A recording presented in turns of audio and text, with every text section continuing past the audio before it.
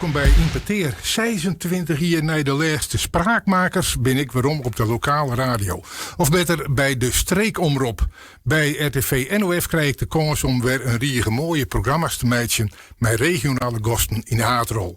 Met iets van vragen die ze misschien net vaak krijgen, maar die er wel het meest dat doggen. Welkom bij deze eerste Impeteer met Wieger Postma efter de knoppen en als gast Anja Haga. Welkom. Ja, goeie, leuk. Nou, mooi dat je hier wijzen willen. Waar neemt het burgemeester van? Don't u maar deel wie dat een famkes erin? Ik wil nog eens burgemeester worden. Nou, eigenlijk net. Nee, ik had er nooit om nagedacht om burgemeester te worden. En Arno Brok, de commissaris van de Koning, die vregen op een gegeven moment: Soesto net wie nemen wel in de Antwerpen, want ik zie je naar wie nemen. Ik denk dat het goed kist. En toen ik zoiets van ja, burgemeester, ja, ik weet het net eigenlijk. Maar aan de andere kant, ik denk, nou ja, zat dicht bij huis.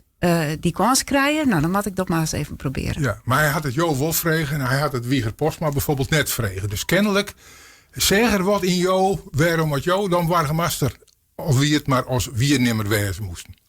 Ja, hij zei, ik denk dat is een goed gevoel voor het IPB-bestuur. Kerst die wereld goed. Ik denk dat het ook goed die onafhankelijke rol vervullen is. Ik vind dat dat eens proberen was. Nou ja, ik zei, dan doen we dat. Ja, hoe bevalt het? Heel erg goed. Dus ik hiet dus zelf helemaal nooit als dream of ambitie. Ik had echt nooit onjoen dat ik dat wil. Dat denken mensen vaak, als stiekem al zijn, dat woest eigenlijk. Maar dat is dus helemaal net zo. Maar ik ben hem wel heel dankbaar dat hij dacht, dat is wat voor mij. En ik wil dat probeert. En soms moeten mensen die misschien op een paard brengen of niet, wat zelf maar net het denkt. Maar het net een heel soort mensen dat worden willen. Want jouw periode als wiernimmer is nog verlengd. Ja, dat klopt. Nou, ja, als je vraagt die je winnen van onze sollicitanten, maar toen vonden ze net dat er een goede tussen zit. Nou, nee, ja, ik weet het. Ik ben er helemaal net bij belutsen, hè. Dus dat gaat boeten mij om. Dus ik heb geen idee hoe of wat. Alleen dan gaan ze toen mij wel besluiten. Met deze kandidaten geven we net rol. En toen vregen ze mij was nog een jaar langer blauwen. En nou ja, ik zei dat wil ik wel. Dus vandaar. Maar gaan ze net vregen van word je net definitief blauwen? Nee, want Arno Brok die had als regel dat wiernemmers net maar door de procedure. Want hij vindt dat dan de orenkandidaten je eigenlijk net een eerlijke kans mee hebben. Want wiernemmers hebben natuurlijk dan eigenlijk al ervaring, die zitten er al, die worden het dan meestal ook altijd. En hij vindt dat dat geen eerlijke procedure is. Toen hij mij vreeg van was door wiernemmers, zei ik, wel onder de voorwaarden, dat is net maar door onder procedure. Want ik wil net dat wiernemmers maar door onder procedure. Ja, maar in die procedure dan vervolgens de kandidaat komt, dan hef je die eerste regel weer op.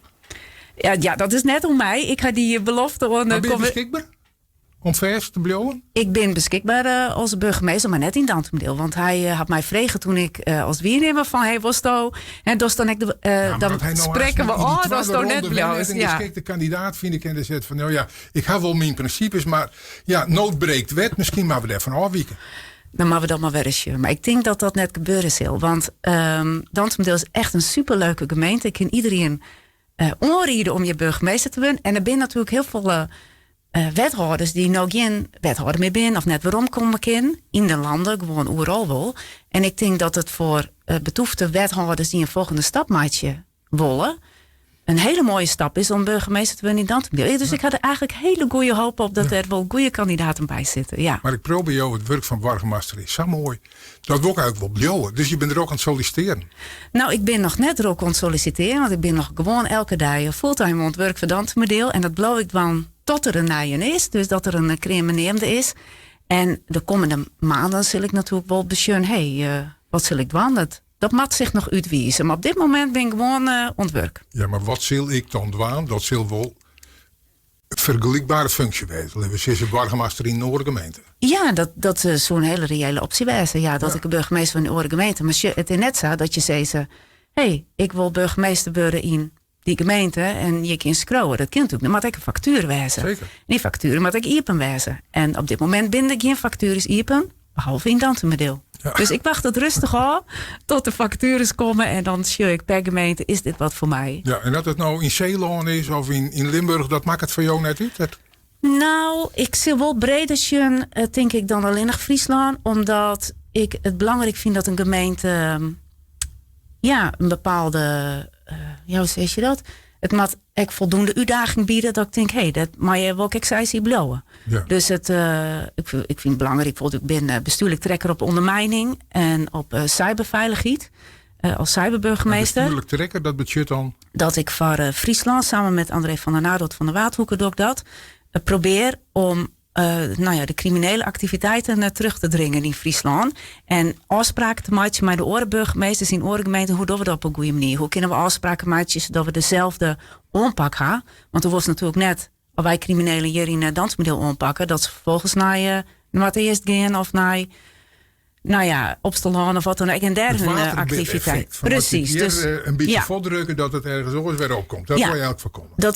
Dat willen we voorkomen. Dus daar hebben we afspraken mee. Dan moet ik iemand dat een beetje onjagen en zorgen dat er wat gebeurt. En dat ben je ook. En dat doe ik onder andere. Maar dat blijkt ik alweer, dat burgemeester, want daar hebben we misschien wel eens een verkeerd beeld van, hè, dat een burgemeester in men is.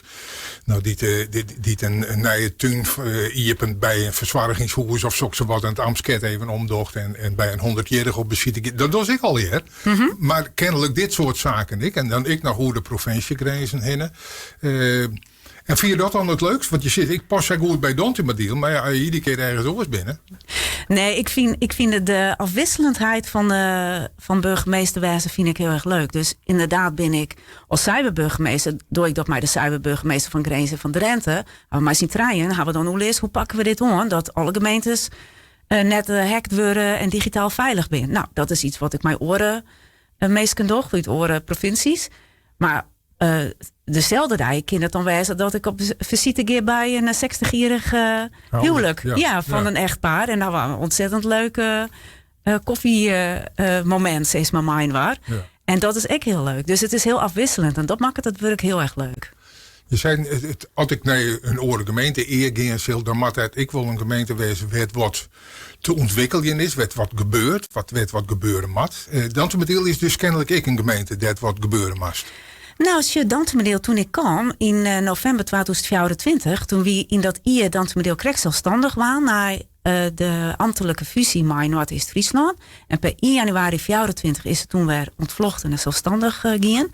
Dus ik kwam in een organisatie die heel veel energie en de schouders eronder.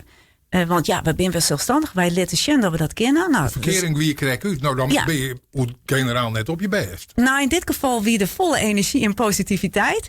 En gaandeweg merk je, oké, er is een organisatie opzet. En na een jaar merk je, wat hebben we goed bedacht van tevoren? Wat kan beter? Dus we gaan oren hier echt jongen dat we die organisatie nog verder ontwikkelen moeten. En daar ben we heel erg druk mee. En dat is dus ook een rol waar je als burgemeester wel druk mee bent. Want we gaan een interim directeur ondernemen die helemaal de organisatie te rol legt. En shit, hoe kunnen wij dit nog beter organiseren? We gaan een gemeentesecretaris die voor het gaan is. Daar ben we nu bezig met de procedure om een nieuwe aan te nemen. Dus daar hebben we best wel wat uitdagingen waar we druk mee binnen. En daar ben ik als burgemeester dan in de lead. Ja. En kan je dat dan alleen nog maar wezen als je echt vindt van Dantemadiel is het beste om als zelfstandige gemeente te opereren? Als mij in de achterholen wil denken van hier uiteindelijk volle beter wees in je grote gemeente. Meer slagkracht, eigenlijk volle beter. Nou, die discussie speelt het nou helemaal net. En die wie al achter de reg toen ik kwam. Dus mijn taak is om in die dat ik er ben als waarnemer die organisatie naar een nog hege plan te brengen. En daar doe ik mijn uiterste best voor. Een mooi politiek antwoord. Ja, maar ik ben net van de politiek. Hè? De politieke partijen in de roer. En die besluiten wat het wel of net wordt. Ja, bestuur, dat weet ik. Maar je kent krijgt goed. Ik als burgemeester wel een politiek antwoord aan. Namelijk geen antwoord terug op te wijzen van dat station wie al passeert. En dan ga je niet in zelfs. Maar ik zie jou daar net op ver hier alweer, maar omdat je daar toch net in de problemen brengen wil. Maar hoe de politiek, wil ik dan toch even waarom kijken.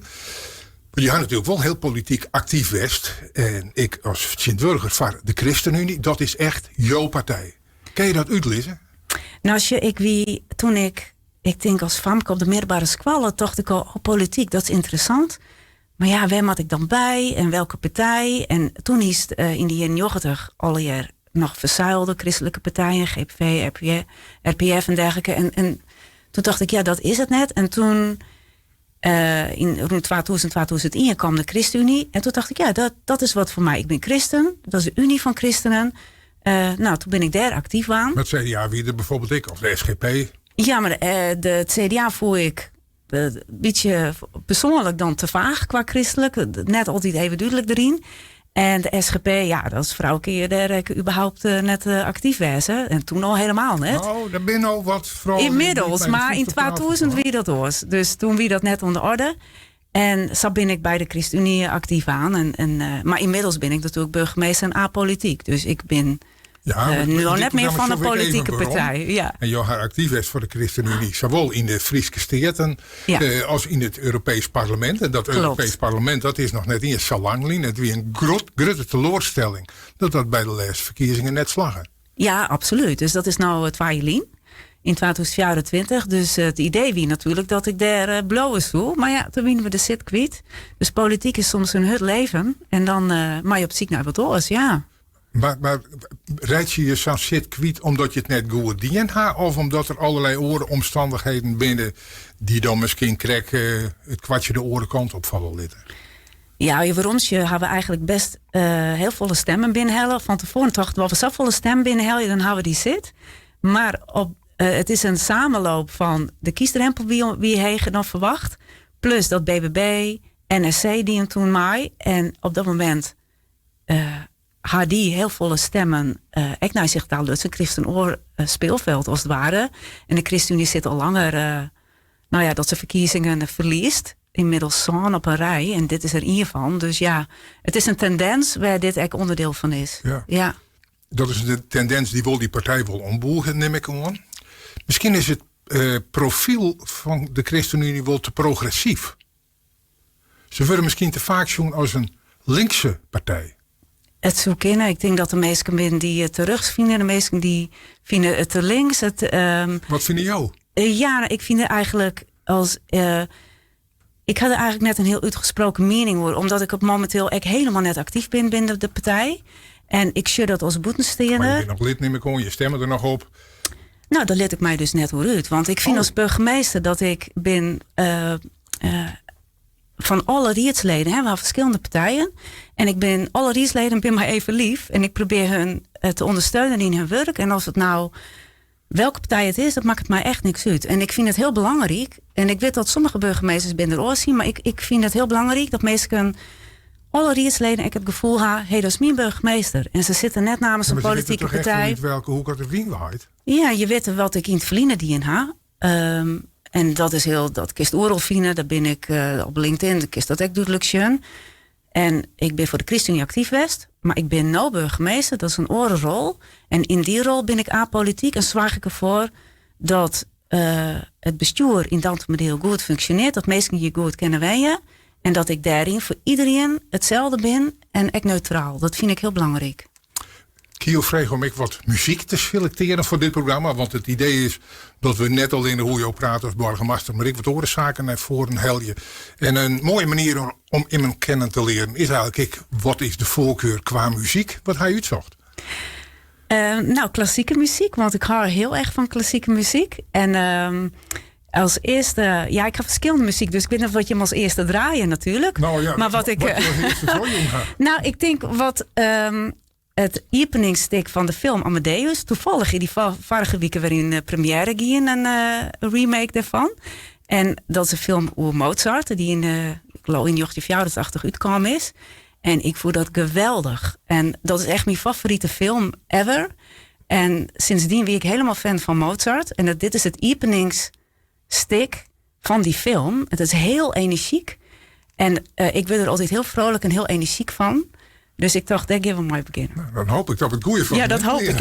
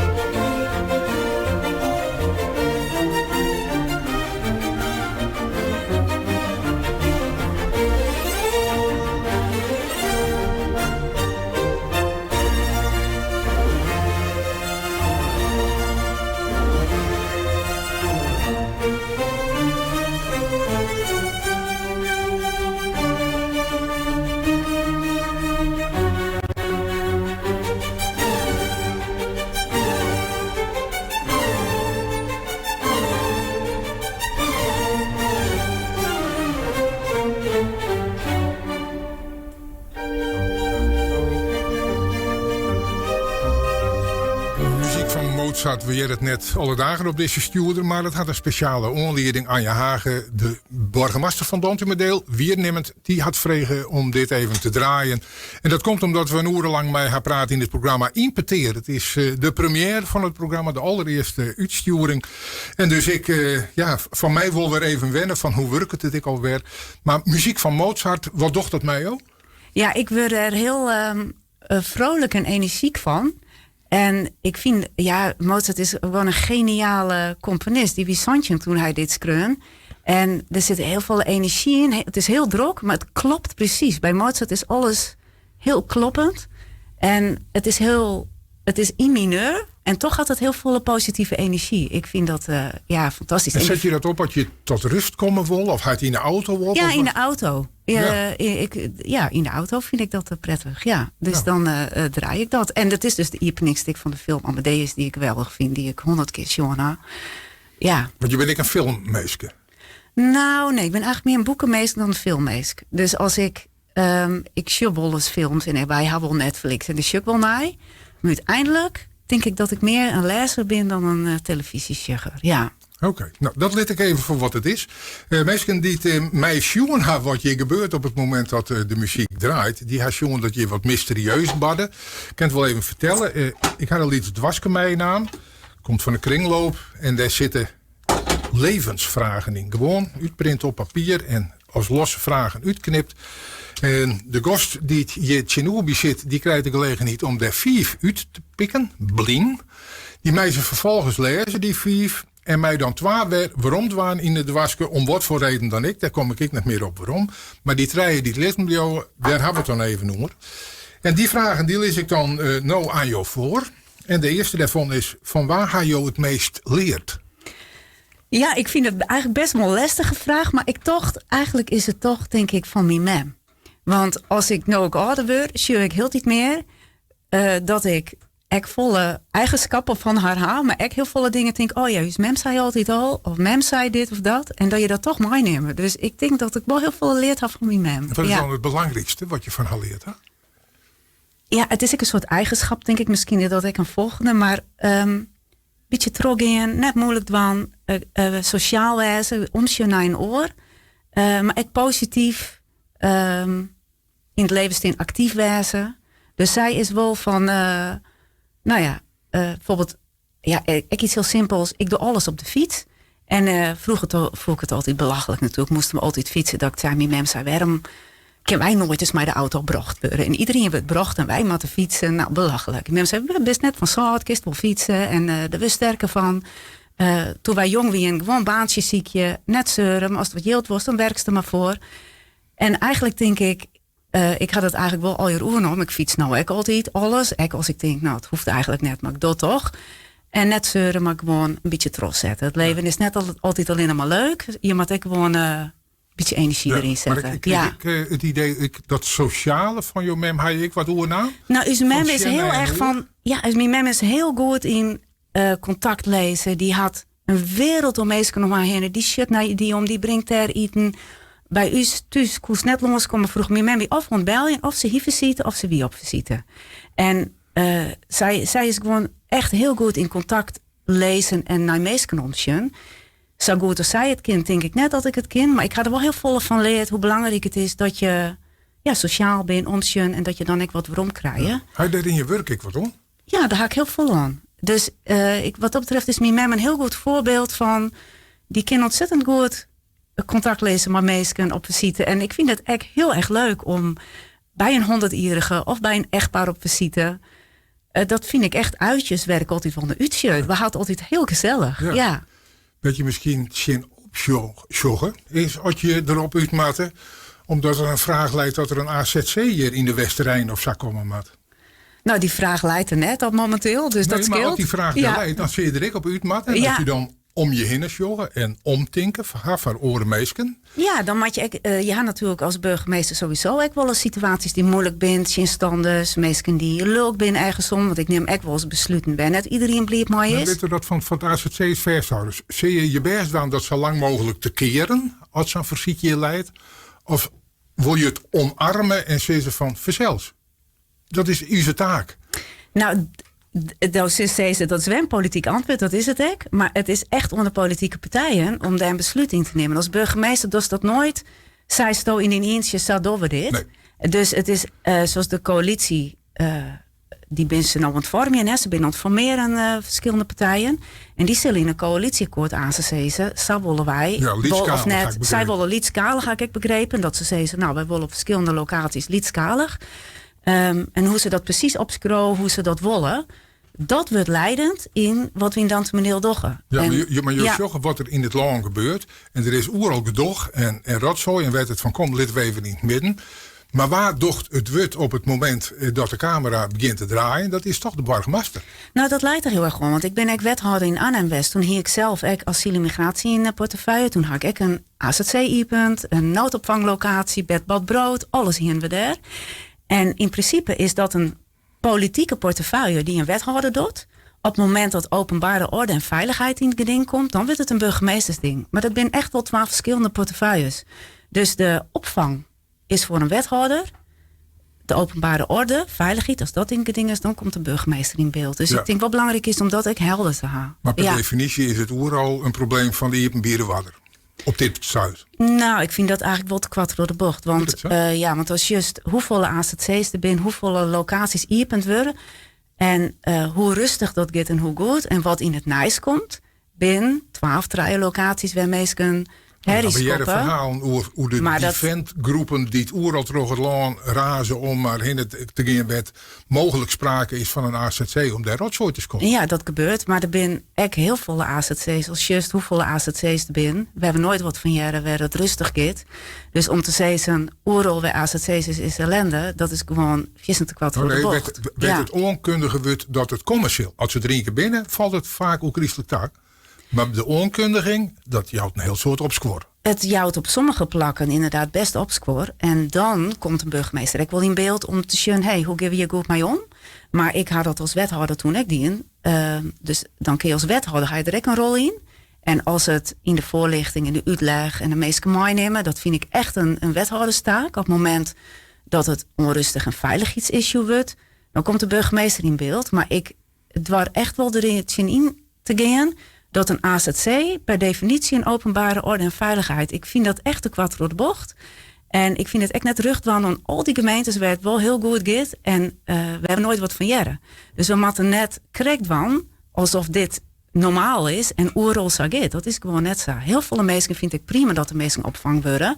Mits het naar aard en schaal is. Passend bij een dorp of waar het dan gebeurt. Ja. Probleem. In plakken dat het nou een probleem wordt en niet de hand rint, ben heel soort mensen ervoor. En vaak ik de meerderheid van de gemeente hier. Daarom. Dus het zijn vaak de hutste razers die de aandacht krijgen. Maar dat wil net zeggen dat dat de meerderheid is. Jong alle aandacht. En je bent net een hulle razer, dus het had kennelijk mij wat oors te krijgen. Ik pak een oorlevensvraag erbij.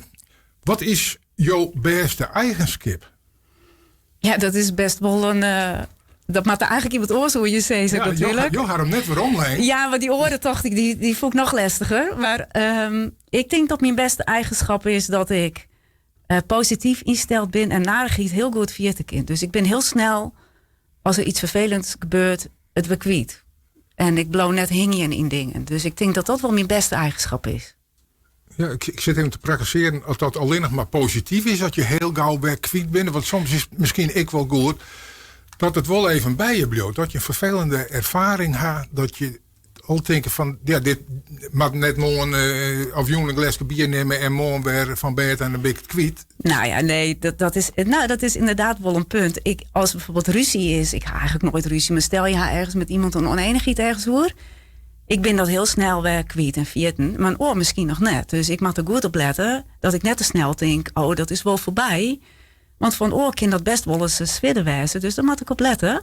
Want ik ben zelf heel makkelijk dingen liet ik achter mij. Maar ik vind het in die zin wel een positieve eigenschap. Omdat ik daardoor gewoon net zwiermoedig. En wel luchtig. Of luchtig klinkt echt alsof ik heel dansend, zingend, zonder enige reflectie of zat er het leven keer. Dat is natuurlijk net zo.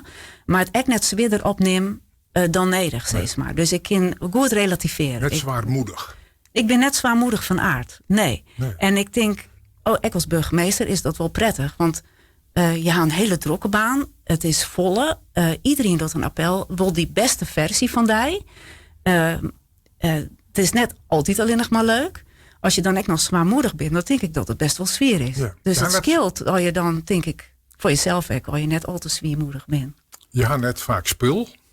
Maar als je in de periode dat je nog politica weer in discussie matte en je wil er wat terugslepen, dan maak je soms op het scherpst van de snede, ik wil de discussie omgaan. Ja, dan kan ik wel eens vijanden meidje. De nooit mij maken? Nou, vijanden, dat is wel heel... nee, maar natuurlijk wel door je het zien doen was. Maar ik vind in de politiek, je bent het op de inhoud, maar net op de persoon. Dus je kan helemaal van mening verschillen.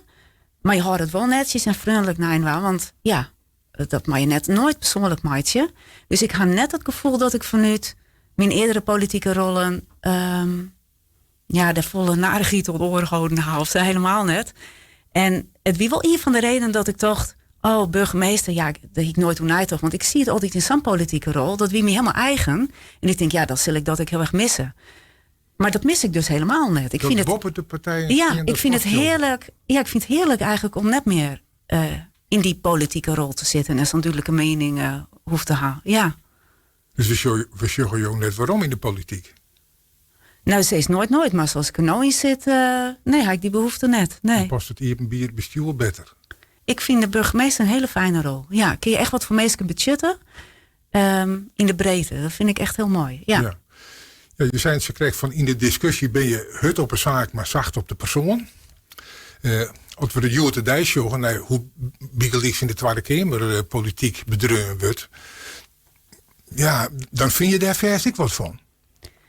Nou, ik vind het in de Tweede Kamer momenteel net alle Kamerleden natuurlijk, maar het is wel wat voor de buren. Het lijkt er wel op of het om gaat scoren, we goed komt, wint nice. Ja, ik gewoon ontwerpen met je goede wetten. En ook als het wat minder scoort en minder fancy klinkt, maar het is wel een goed besluit, ga daarvoor mijn waar. En ik heb wel het gevoel in Den Haag, ja, dat de lange termijn en inhoudelijkheid meer op de achtergrond zit dan, als je maar in beeld bent. Dat vind ik wel echt heel jammer. Ja, nou zoekt je in Joost is ik hetzelfde wat je niet mij zei, hoe die opscoort om de AZC's heen.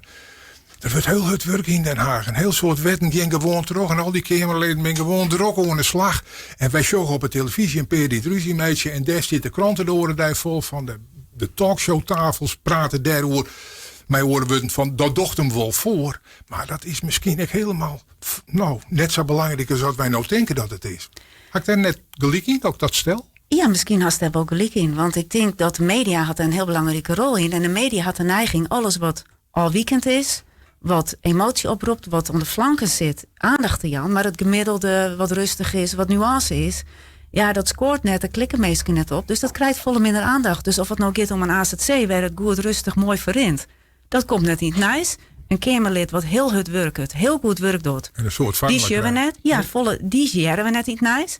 Dus ik denk inderdaad dat er wel hetzelfde gebeurt eigenlijk. Ja. Nou, dan is het goed dat we in achterholen houden wat we via de media meekrijgen over een bepaald onderwerp. Dat moeten we nuanceren, dat hoeft net de werkelijkheid te wezen. Precies. De tweede levensvraag, uit het wasken. Wat zoen je dwaan met een extra dij in de week?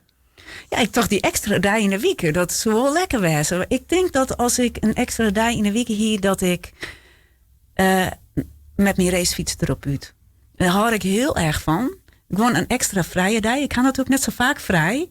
En als ik vrij ga, dan fiets ik heel graag. Maar dat zit er heel vaak bij in. Dus ik zou wel heel graag met die extra vrije dag echt even ontspannen. Zodat ik die orendagen gewoon fulltime werk. En dan op de racefiets? Maar op de racefiets. Pakje aan? Ja, zo'n strak pakje aan. Doe ik wel. Helm op. Zonnebril op. Ja. En grote afstand? Of doe je aan wedstrijden mee? Of nee, ik doe net. Nee, de Elfstedentocht had ik varig hier wel fietst. Vond ik hartstikke leuk dat ik dit hier net. Ik op mij nog net zo goed uit.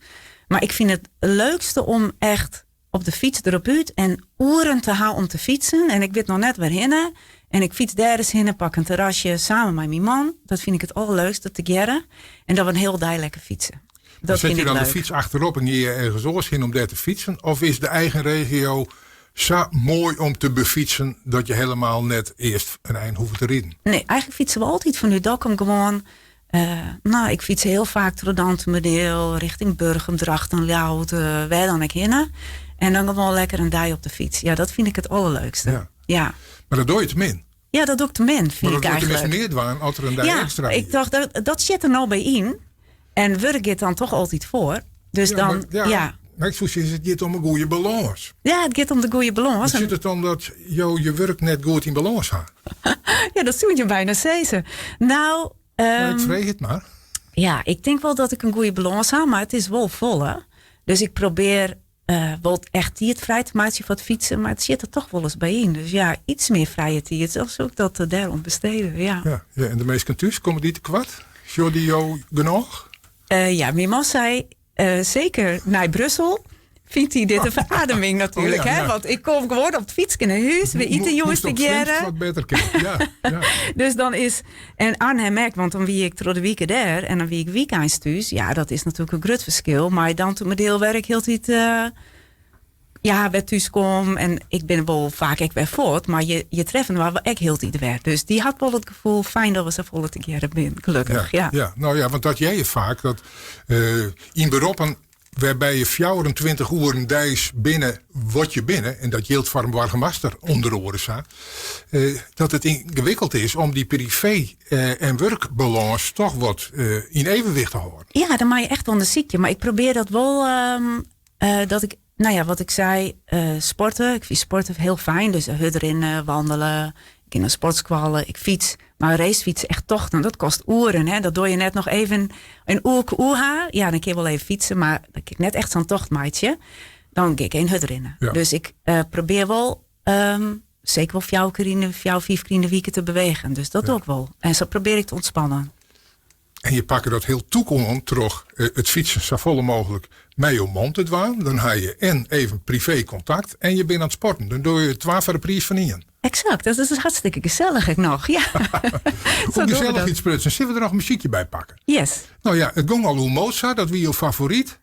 Is het al die Mozart? Wat dat ligt? Nee, ik ga echt Bach, want als je het Mozart haalt als topcomponist, dan haal je het ook wel Bach als topcomponist. Bach kwam iets eerder als Mozart, dus qua chronologie zoest eerst Bach dwammatten. En Bach, bij Mozart heel vrolijk en energieke muziek is vaak, is Bach volle meer een beetje de verstilling. Het is christelijke muziek. Dus ik hang kantaten die ik heel mooi vind. Die ik het echt doe naast de liefde.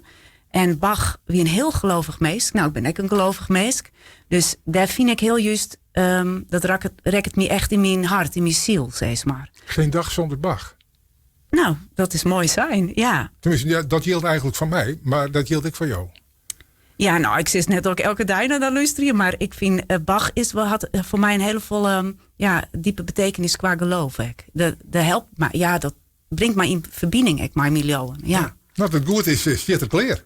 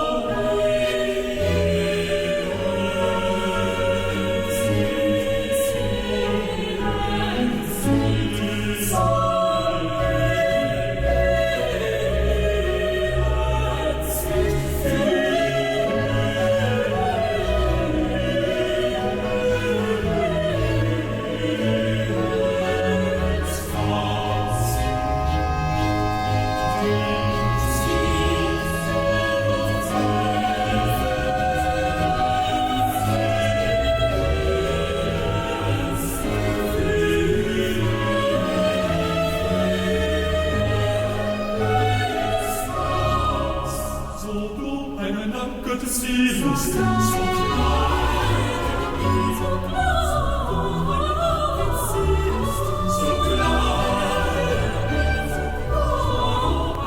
van Bach en kantaten van Bach. We hadden hier net het plak en de gelegenheid niet om het helemaal te draaien. Maar toch even nog fragment om een idee te krijgen wat er bedoeld wordt. Toch Anja Hagen, de waarnemend burgemeester van Dontemedeel, die het van een jong mingost is, hier bij het programma Impeteer. Op Haversiek even een stukje van Bach. Je zei al, het spreekt mij net alleen nog als muziek aan, maar ik was watskip. Het is ik leeuwige muziek. Hoe mag ik dat interpreteren? Nou, Bach was een heel gelovig man. En die had in zijn muziek bijbelteksten, bibelse boodschappen echt op muziek zet. Dit brengt in dem hongrigen naar brood. Dat gaat oor. Dat is de best van oor. Dat is naaste liefde hast. Dat is wat oerhast van oor. Komt uit Jesaja volgens mij, 58 meen ik, dat het op baseerd is. En ja, christenwezen is voor mij de basis in mijn leven. Ik geloof dat God mijn leven leidt. En dat lode Bach gek. En die brengt dat heel erg in zijn muziek naar voren. Dus als de muziek van Bach rekt mij altijd rechtstreeks in mijn hart. Dat rekt het niet aan. Dat maakt het mij meer rustig. Bij Mozart mij vrolijk en energiek maakt het. Is Bach meer de verstilling, nadenken, in contact brengen met miljoen. En dat vind ik heel mooi om Bach. Er ben ik een heel soort mensen die gaan niks met Leo, maar die vinden Matthäus Passion van Bach prachtig. Ja. Ken dat of missen ze dan een dimensie? Ik denk dat het heel goed kent, dat ze het prachtig vinden. Want die muziek zit echt fantastisch goed in. Maar dus het is echt hele mooie muziek. Als Bach als ergens binnenkomt, bijvoorbeeld in het kerk en er wordt Bach spelen, dan gelijk merk je, dan rekt het hier in het hart. Heel veel mensen worden stil, hey, wat is dit mooi. En dan hoor je net leeuwig voor te wijzen omdat het hier rekt. Ik denk dat als je wil jouwen, dan komen die teksten nog meer binnen. Dus ik denk dat dat wel een extra dimensie nog jouwt. Maar het is natuurlijk net exclusief alleen nog voor mensen die jouwen. Ja.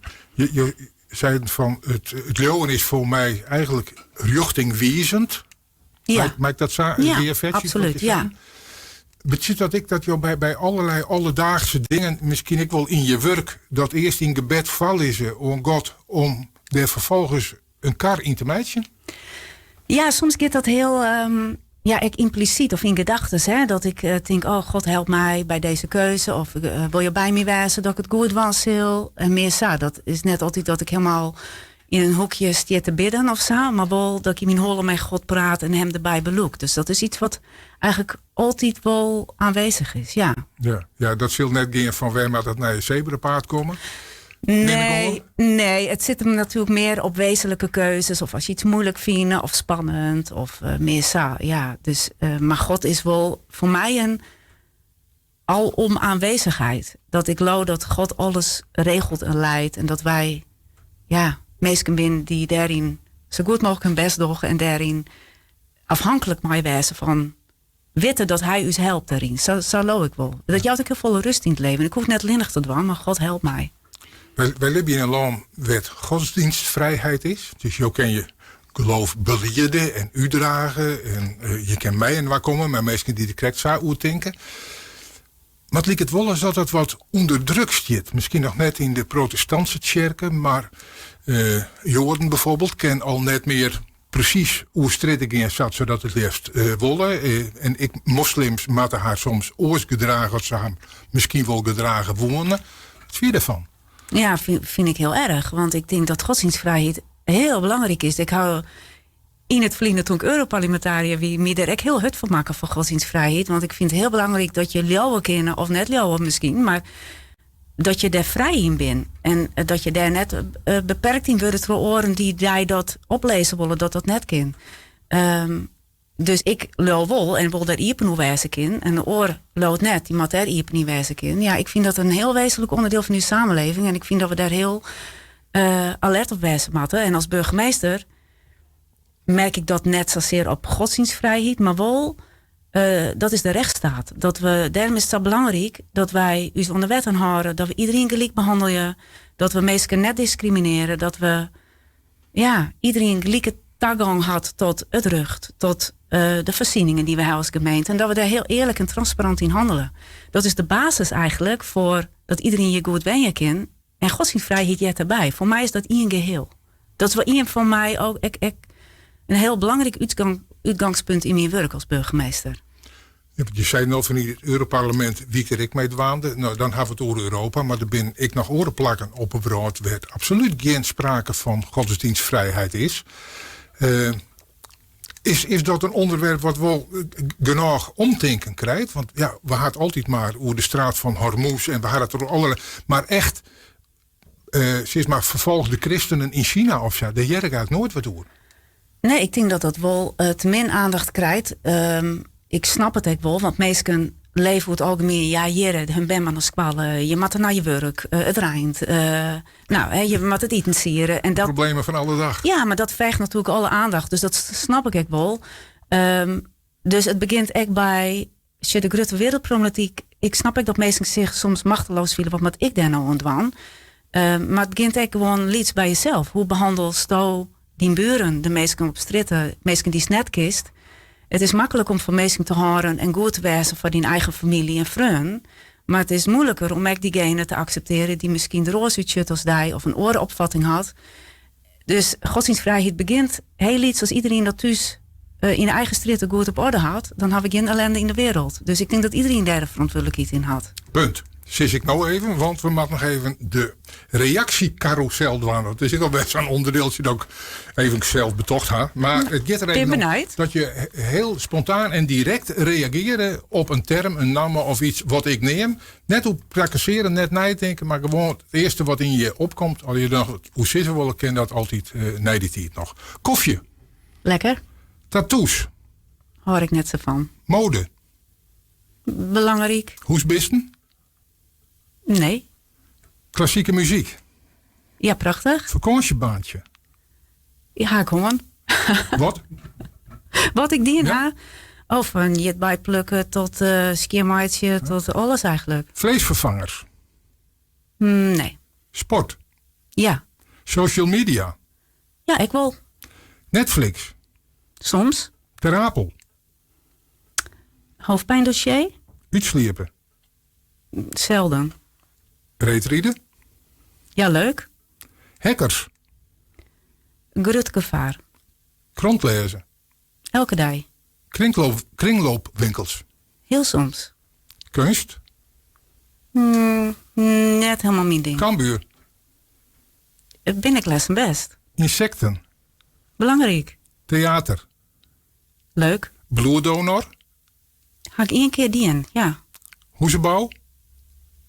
Moeilijk onderwerp. Dwarsomheid. Belangrijk. Waar wil je nog meer over zeggen? Over een van deze dingen? Had je nog een berichtje van mij? Nou, dwarsomheid. Wat ik had ik eens mij over sprutsen. Toen zei je, ik wil eigenlijk beziekje om plasticvrij te libben. Ja, sinds de ramp met de MSC Zoe. Ik denk dat we in 2019, januari 2019, sindsdien hebben wij helemaal plasticvrij leefd. Momenteel is het heel iets beetje soms nog wel plastic. Maar dat komt ook omdat de supermarktbuurt in de buurt. Daar konden we heel goed alles plasticvrij krijgen, maar dat kan niet meer. Dus het is dus net makkelijker waantwoorden hierheen. Nou ja, dat is dan samen. Maar ik probeer wel werk in. Zo meer mogelijk afval te maken. Dus ik denk dat ik krijg met godsdienstvrijheid begint iets bij jezelf. Waar je dwang kennen, dat ga je maar bedienen. Ja, maar dan denk ik, want dat zoek ik dan zelf. Ik nog wel bedenken kennen we met zo min mogelijk plastic broeken. Maar jou bent dan zo fanatiek dat je zegt, ik wil beziekje om plasticvrij te libben. Dat is dan alweer zo'n doel waarvan ik denk, dat is onhaalbaar. Waarom doe je dat nou? Want dan zie je altijd falen. Ja, maar dat is toen ik Saron. Toen wie ik dus met die ramp van MSC zo oproem. Het roep van. Nou ja, we weten wel van een bepaalde winkel waar heel veel goedkoop plastic troep te koop is. Dat leidt daar overal op het strand, het wie net op te roemen. En toen hier kreeg ik een gesprek met mijn man van, die zei, we moeten daar maar stoppen. En zijn moeten wij er gewoon maar beginnen, we gaan plasticvrij leven. En toen had ik dat een berichtje zet, ik denk op Twitter dat het wie. Daar zit ik inmiddels net meer op, maar dat wie toen was. Besteed ik net meer. Nee, X is het nou. En toen wie Omroep Friesland, die pakte dat op en die stierde dezelfde dag, belde die nog op. Oh, hoe is dat dan? Dus toen kook ik net meer waarom. Dus toen moesten we wel. Zij is dat toen waarom? Ja, dat is een consequentie van dat je wat zegt. Maar ik had zelf natuurlijk in de Ipenbier gegooid, dus dat is mijn eigen schuld. Maar ik bedoel, ja, absoluut. Ja. Ik denk er wel eens van, nou, het is zo definitief. Want je zit, ik beziek je plasticvrij. En ik, nou ja. Enfin, dat hebben we niet. Het rent trouwens naar het eind van het programma. We wilden eruit met een stukje muziek. Ja. Maar bij mij is ik altijd even bekend waar Nije Wieke de gast is. Want dit principe een urenlang te gast. Die ik wat muziekkeuzes maakt. Dat ze us mee confronteert. Dat doen we gewoon alle weken. En na je weekend zit hier Biense Dijkstra. Ken je die? Ik weet waar het is. Wij kennen waar. Ik weet, hij kent mij wel volgens mij en ik ken hem. Maar echt kennen en kennen ben nog twee dingen. Het maar is ik de weet eindbaas van bouwgroep Dijkstra Draaisma. Ja, dat weet ik. Want er zijn een heel soort Dijkstra's verzeld. En misschien ik wel een heel soort Bienses. Maar van deze ieder maar in. Die zit je na je weekend. Leuk. Dan gaat het over hoezenbouw en zo. Ja, dat is heel. Kan dat bij hem een beetje powerbroeken in Dantemediel? Ja, daar moeten meer huizen bij. Maar daar wil ik door de coalitie Hut om werken. Dus ik wel vertrouwen in een nieuwe coalitie. Dat die we voortvarend mee aan de slag gaat. Maar dat is belangrijk, ja. Nou, dat mag je, ik zeg, dat is politiek correct. Maar het is natuurlijk inhoudelijk ik juist. Ja. Die nieuwe coalitie, die zullen het dwaamatten. En Joost Zilder leiding jaar on dat college. En on de gemeente Dantemediel als burgemeester. Ja. Ik vond het aardig om even mee over te praten. We beginnen rust met muziek. Ik heb wel klassiek, denk hè? Ja, en dit is een stukje. Ik wil vroeger geen burgemeester worden. Ik wil muzikus worden. Dus ik zit in de vooropleiding van het conservatorium. Ben ik naar het conservatorium gegaan. En toen moest ik dit stuk spelen. Dus het is van een vrouwelijke componist, Chaminade. En dat wie in rond 1900 echt nog heel bijzonder. Dat de vrouwelijke componisten wie. Dus dit wie eigenlijk mijn voorland. Dat ik dit was hoe. Maar ja, het is heel oors waarom. Anja Hagen, dank u wel. Dank u wel. Leuk.